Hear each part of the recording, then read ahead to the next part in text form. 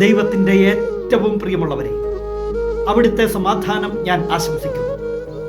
ഇന്ന് കർത്താവ് നമുക്ക് നൽകുന്ന ദൂത് വിശുദ്ധ യോഹന്നാൻ എഴുതിയ സുവിശേഷം 9-ാം അധ്യായം 3-ാം തിരുവചനം. യേശു മറുപടി പറഞ്ഞു, ഇവന്റെയോ ഇവന്റെ മാതാപിതാക്കന്മാരുടെയോ പാപം നിമിത്തമല്ല, പ്രത്യുത ദൈവത്തിൻ്റെ പ്രവൃത്തികൾ ഇവനിൽ പ്രകടമാകേണ്ടതിനാണ്. അന്ധനായ ഒരു മനുഷ്യനെ കാണിച്ചിട്ട് അന്ന് അവർ ചോദിച്ചു, ഇവൻ അന്ധനായി ജനിച്ചത് ഇവന്റെയോ ഇവന്റെ മാതാപിതാക്കന്മാരുടെയോ പാപം നിമിത്തമാണോ?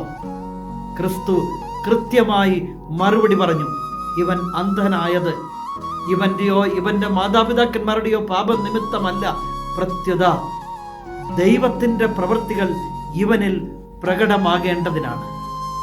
ഇന്ന് ഈ ദൂത് കേൾക്കുന്ന എൻ്റെ പ്രിയമുള്ളവരെ, ജീവിതത്തിൽ പല പല കാര്യങ്ങളൊക്കെ സംഭവിക്കുമ്പോൾ, രോഗങ്ങളോ തകർച്ചകളോ അങ്ങനെ പലതും ഉണ്ടാകുമ്പോൾ ചിലരൊക്കെ പറഞ്ഞേക്കാം, ഇതൊക്കെ ഇവന്റെ പാപം നിമിത്തമാണെന്ന്.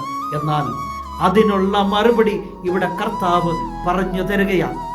ദൈവത്തിൻ്റെ പ്രവൃത്തികൾ നിന്നിൽ പ്രകടമാകേണ്ടതിന് ഇതൊക്കെ സംഭവിക്കുന്നത്. അതെ, നിന്റെ രോഗങ്ങളെ സുഖമാക്കിയിട്ട്, നിന്റെ തകർച്ചകളെ ഉയർച്ചകളാക്കി മാറ്റിയിട്ട് ദൈവത്തിൻ്റെ പ്രവൃത്തികൾ നിന്നിൽ പ്രകടമാകുമ്പോൾ നിനക്ക് ചുറ്റുമുള്ളവരുടെ കണ്ണുകൾ കൂടി തുറക്കപ്പെടും.